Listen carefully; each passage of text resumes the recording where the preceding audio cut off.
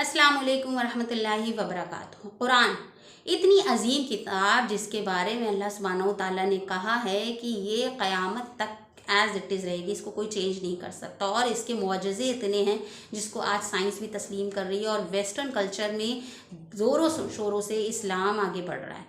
लेकिन हमने इस कुरान को सिर्फ़ और सिर्फ बरकत का ज़रिया समझ लिया है। यानी कि हमने एक नया घर लिया तो हम उसमें कुरान रख देंगे, हमारी बेटी विदा हो रही है तो उसके सर पे कुरान का साया कर देंगे, हमने नई गाड़ी खरीदी तो उसके ऊपर कुरान की चंद आयतें पढ़ के फूंक देंगे, हमारे घर में कोई बीमार हो गया हमने कुरान पढ़ के फूंक दिया। सिर्फ इस हद तक हमने कुरान को महदूद करके रख दिया कि ये हमारी ज़िंदगी में बरकत कर देगा। हम सूरह यासीन पढ़ेंगे, सूरह वाक़िया पढ़ेंगे, सूरह फतेह पढ़ेंगे तो हमारे ये काम बन जाएगा।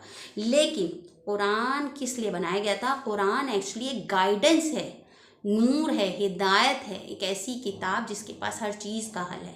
जब हमें कोई प्रॉब्लम आती है तो हम कुरान के पास नहीं जाते, हम कहाँ जाते हैं? एडवाइज़र्स के पास, काउंसलर्स के पास, लॉयर के पास, अपने रिश्तेदारों के पास, अपने सभासद के पास, इस नेता के पास, उस नेता के पास, इस बड़े आदमी के पास, उस एमएलए के पास। तो हम हर एक से राय लेते हैं सिवाय कुरान के, जबकि अल्लाह सुब्हानहू तआला ने कहा है कि कुरान सब चीज़ का हल रखा है। हमारे पर मुसीबतें पड़ती हैं तो हम कुरान को छोड़ के हर चीज़ से फ़ायदा उठाना चाहते हैं, हर चीज़ से सलाह लेना चाहते हैं, जबकि अल्लाह सुब्हानहू तआला ने हमारे पास ऐसी किताब दी थी कि इसमें हर मुश्किल का हल है, हर चीज़ का हल है। आपको कोई चीज़ ख़रीदनी है, नहीं ख़रीदनी है, लेनी है, आपको कोई काम करना है, नहीं करे, इस्तिखारा कर लीजिए। आपको अपनी विरासत बांटनी है, आपको कुरान का सहारा लेना है। आपको कोई भी मसला कि कब आपको कैसे रिएक्ट करना है, किसी के घर एंट्री लेनी है तो किस वक्त जाना है, किस वक्त नहीं जाना है, लोगों से कैसे बिहेव करना है, आपका रिश्ता शादीशुदा नहीं निभ रहा है तो अल्लाह ताला ने कहा है कि उनकी अच्छाइयों को देखो, बुराइयों को टाल दो, उसके बावजूद नहीं निभ रहा है तो कैसे आप खुला ले सकते हो, कैसे आप तलाक ले सकते हो। तो अल्लाह सुब्हानहू तआला ने हर मसले का हल रखा है, बशर्ते कि हम कुरान को पढ़ें, कुरान को समझें, कुरान में हल ढूंढें।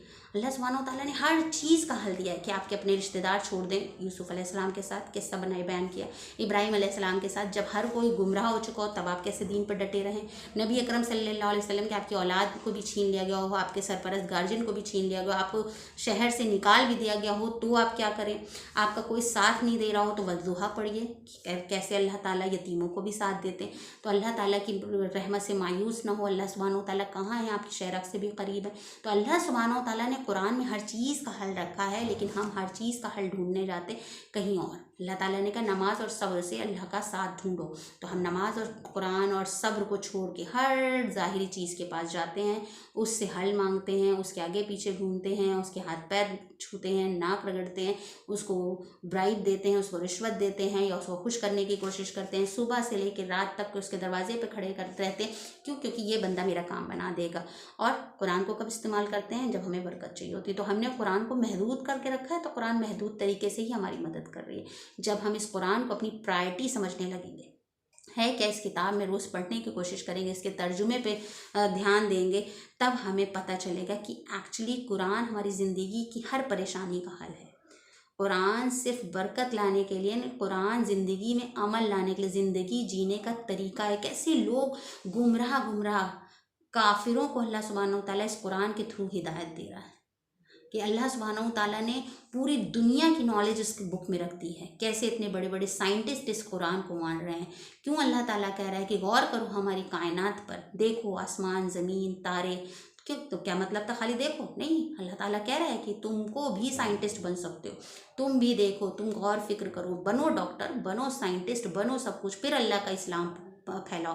फिर देखो अल्लाह ताला ने कितनी बड़ी कायनात रखी है, फिर देखो समंदरों के नीचे क्या है। अल्लाह तो सुब्हानहू तआला तो चाह रहा है कि आप एक्सप्लोर करें, लेकिन हम वहीं पर फंसे हुए हैं कि कुरान को सिर्फ रटते रहेंगे, पढ़ते रहेंगे कुरान से फ़ायदे उठाने के लिए, लेकिन कुरान से ताल्लुक़ नहीं जोड़ रहे हैं हम अपना।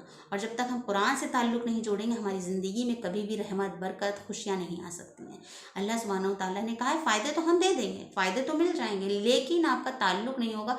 आपको पता ही नहीं है कि कुरान एक्चुअली था क्या। ये ऐसी इतनी बड़ी स्ट्रेंथ हमें मिली है कि अगर हम इस पर सच में अगर थोड़ा सा भी मेहनत कर लें, इसका तर्जुमा, इसकी तफसीर, इसका इल्म हासिल करने की, और कोई नहीं कह सकता कि मैं कैसे करूं, सब कर सकते हैं, सब यूट्यूब चलाना जानते हैं। एक बार बोलोगे कि सूरह रहमान का तर्जुमा दे दो, अल्लाह ताला ने सूरह हुजरात में क्या हुक्म दिया औरतों के लिए, सूरह निसा में क्या दिया है, सूरह अहज़ाब में क्या दिया है, सूरह यूसुफ में क्या दिया है, सूरह मरियम में क्या दिया। तो अल्लाह सुब्हानहू व तआला ने हमें दी सारी सिचुएशन से डील करने के लिए। कैसी सिचुएशन आ जाए, अगर तुम सिंगल मदर हो तो तुम क्या करोगी, अगर तुम सिंगल फादर हो तो तुम क्या करोगे, तुम्हें औलाद चाहिए तो तुम ज़करिया अलैहिस्सलाम की तरह दुआ मांगो। अगर तुम्हारे ऊपर कोई राजा मुसल्लत हो जाए, कोई ऐसा हुक्मरान, कोई ऐसा बादशाह मुसल्लत हो जाए, तालूत के साथ क्या हुआ, जालूत के साथ क्या हुआ, दाऊद अलैहिस्सलाम ने क्या किया, सुलेमान अलैहिस्सलाम ने क्या, जादू हुआ तो क्या हुआ, नबी अकरम सल्लल्लाहु अलैहि वसल्लम के ऊपर जादू हुआ, आपके ऊपर परेशानी आई तो क्या हुआ, यूनुस अलैहिस्सलाम पेट में चले गए मछली के तो क्या हुआ, लोगों ने नबियों को कत्ल कर दिया। तो ऐसी ऐसी सिचुएशंस में जब नबी अकरम सल्लल्लाहु अलैहि वसल्लम की औलादें छीन गई, तब उन्होंने क्या किया, जब अल्लाह के घर पर हमला हुआ तब क्या हुआ। तो जब हम पता करेंगे तो हम उसमें रास्ते ढूंढेंगे, हम उसमें हल ढूंढेंगे, हम अल्लाह से ताल्लुक़ जोड़ पाएंगे। आखिर दावाना अल्हम्दुलिल्लाहि रब्बिल आलमीन। अस्सलामु अलैकुम व रहमतुल्लाहि व बरकातहू।